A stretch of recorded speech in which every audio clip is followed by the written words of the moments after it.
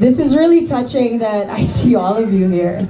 I need a napkin, please. I mean, I see people here who have been here before me, who have supported me since the start, been a customer before me for 14 years. You know, I met you here.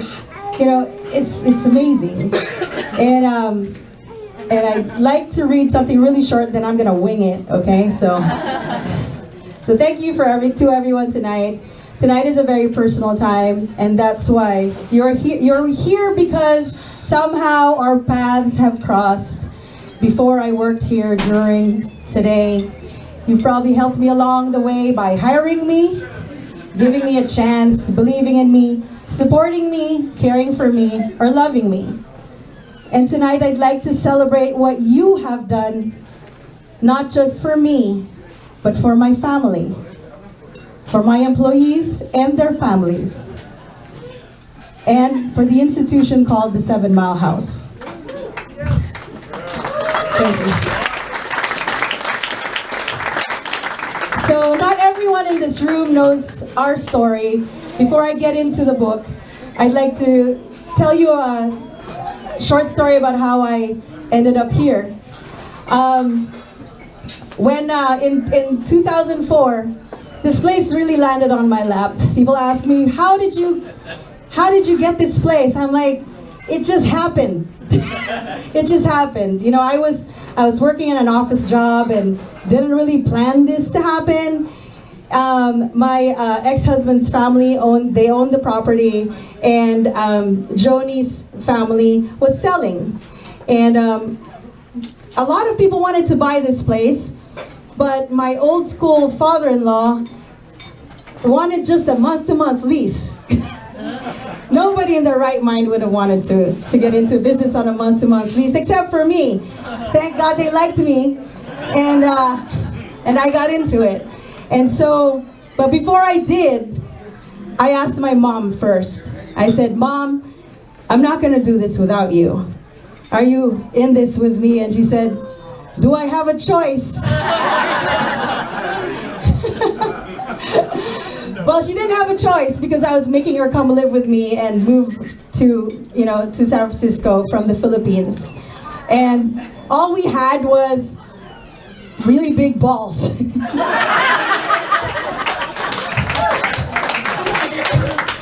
I didn't have, I didn't have any restaurant experience, no bar experience, no food industry experience from my mom, and we just said, Mom, you know how to cook? Let me go to bartending school, and let's do this. Okay, all right. Mom, go to the kitchen. Mom, here's our menu, 5 things on the item, okay? All right, I'm bartending here. And then my ex-husband goes to the back and said, Mom, it's taking you too long. And she was bizarre, crying in the corner. She's like, I quit. That's 5 items on the menu. How many do we have now?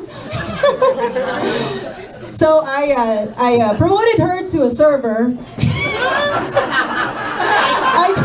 I continued to bartend, and so, you know, we loved every minute of it. I would have loved having a gentleman here who really means so much to me, and his name is George Reyes. George Reyes used to be the owner of the old Clam House, and that's how we're related. He used to own it in the 80s. I don't know if any of you remember the Clam House in the 80s? With a slanted floor and the line out the door. Well, that was his fault. Yeah, George Reyes. So he was brought here by my client at that time because I was still working somewhere else. And she said, let me introduce you to my father. He's already retired. And maybe he would want to consult. He came in here. He was not working for the old at the old Clam House anymore. And he came here and he said, "Wow, this reminds me of the old Clam House." And so he loved it, and he told me his price. And I said, "Uncle George, I can't pay you. I have no customers." So he said, okay, pay what you can. And so I did. And the generous man that he is, he was here every day, slaving away with us, without any customers. Once we had a customer, we got really excited. Because when I did take over, we really started from zero. With the famous bartender, Benny Hernandez. He works at the top, or you can go visit him every day except Monday and Tuesday in South City. He's 88 and he's still bartending, and he's still as handsome as can be. Who had a crush on him? Was it Anna or Tony? Anna. So, anyways, he's still there. And, oh, I lost my train of thought. But anyways. So anyways, they all followed him to South City. So they all went to South City. They went to South City. And they came back today. But that's okay. But I did have to start from zero. And then, okay, I want to make sure I don't miss anyone. And then I hired my first bartender. I actually had to hire somebody. His name's Chris Morales. He's right there. Chris, come here. Chris was an unforgettable bartender. He was my first. He would make people laugh, do magic tricks.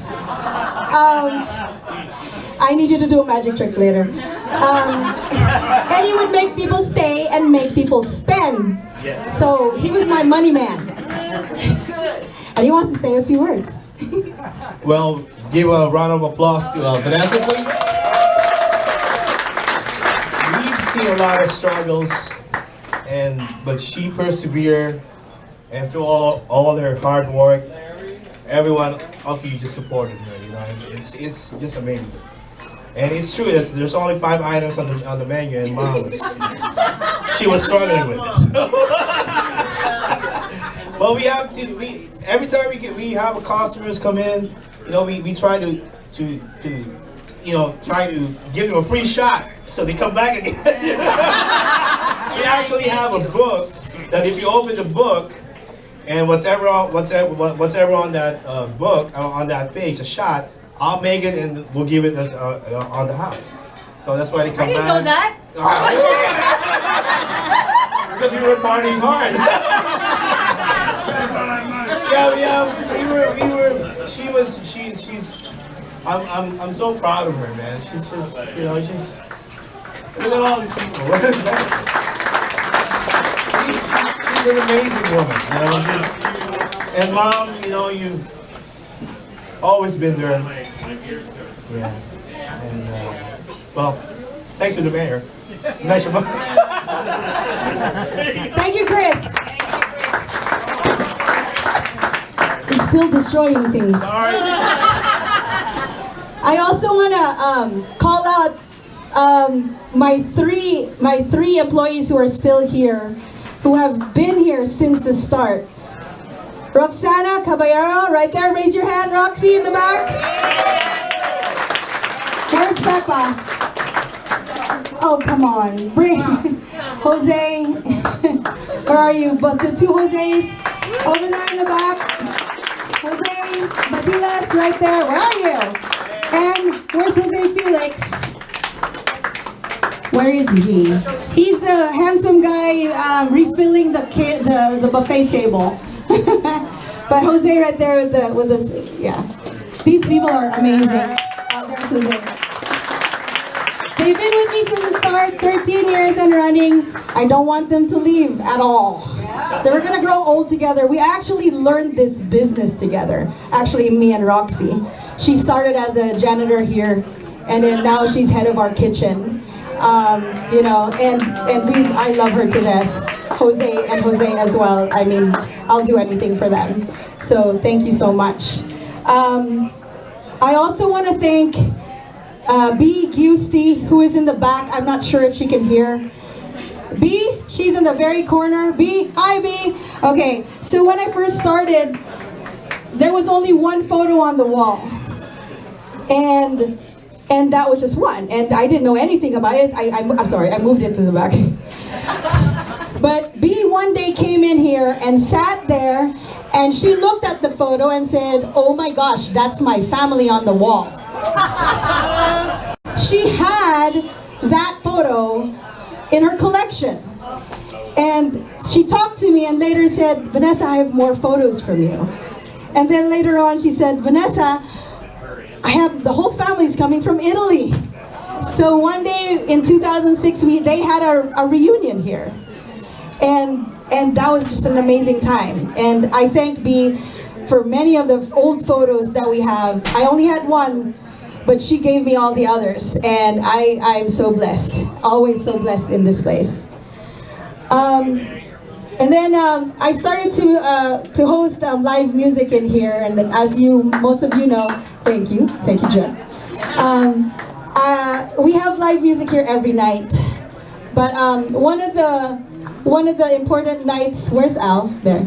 One of the important stories that I remember was we were having jazz music here and there was hardly any people.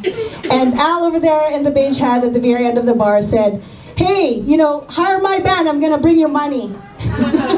He's from Brisbane and he started playing here. He's still playing here now after how many years? 10 years. Thank you, Al. Thank you. There's a lot. I apologize, in advance for not saying all the names and everything. But I have Randall Venerable there, who's been supporting me since the start as well. He's got a business in Brisbane, a generator company. I got Tony Ragusin in the back. Tony's been coming here before me. He's still coming here. And we actually met his wife today. Just kidding. Just kidding. So, and we have, people like Che and Gary, who come here and support us. You're not just supporting me. You're supporting 30 other people and their families. And we're just so thankful that you all come, that even if you're first time, thank you for coming. It really means a lot to us and to me. I'd also like to thank Paloma. Paloma has been with me, yay! She's been with me for 5 years now, ever since our first 160th anniversary by mistake. And that's how we met. I said, "It's 160, I need some publicity." And she jumped right in and we've held hands ever since the start. She's a great friend, she's a great partner, and I just, we're still here on our second 160th anniversary, and it's just been an amazing ride. So thank you, Paloma.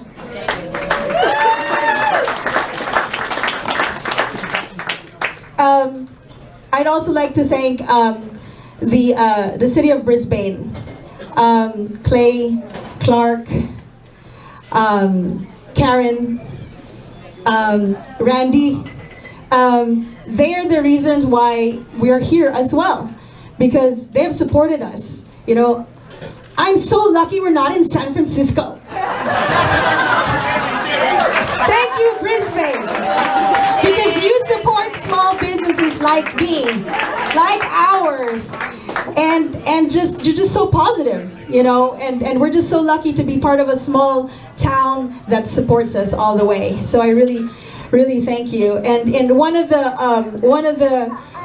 concrete examples, no pun intended, is the sidewalk that they built for us about 4 or 5 years ago, and I'm so thankful for that, because that way we were able to expand our business. That way we actually look better now from outside. I don't know if you guys remember what it used to look like, but I wouldn't come here. I don't know. Sorry. No. I'm just kidding. I'm just kidding. But yeah, it's just so different now. At least, we can have families come now. It's just different, and it's just great. So going now for about the book. I'm gonna make this fast because you probably got bored already, but anyways, so the book.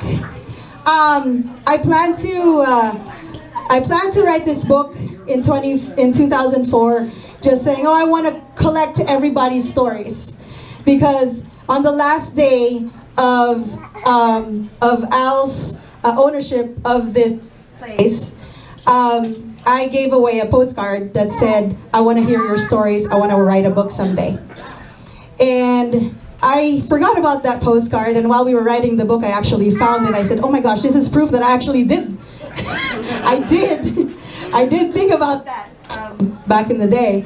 But anyways, at first, I was planning to just collect stories from, I used to drink this, there was a fight right there, a brawl right there, and the cops came, blah, blah, blah.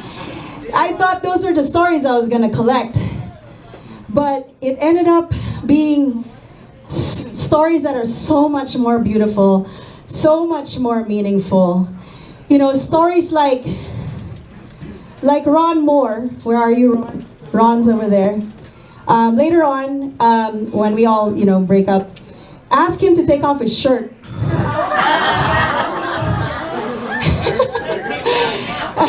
Take it off.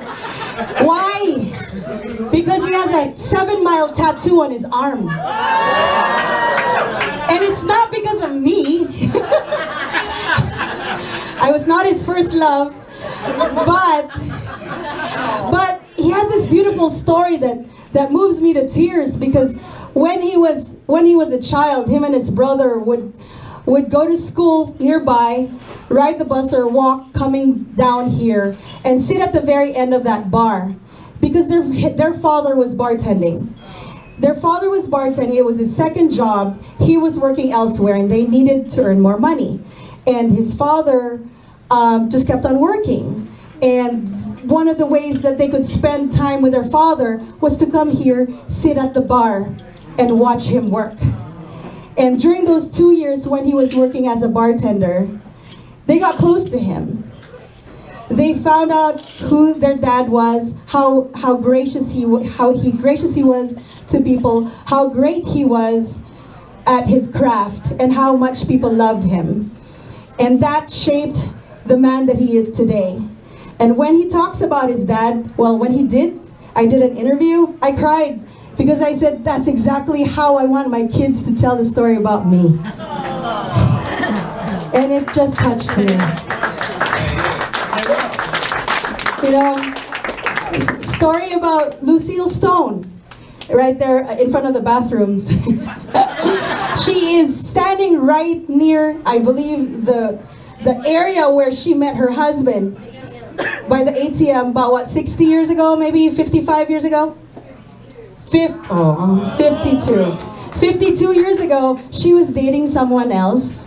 She was sitting over there, and this guy just spilled a drink on her. And she was like, oh my gosh! Let me go to the bathroom, wipe myself off. And the guy was like, she's probably really mad at me. And then she comes out, she wasn't mad. And turns out they both go outside, spend hours outside talking, eventually married this man.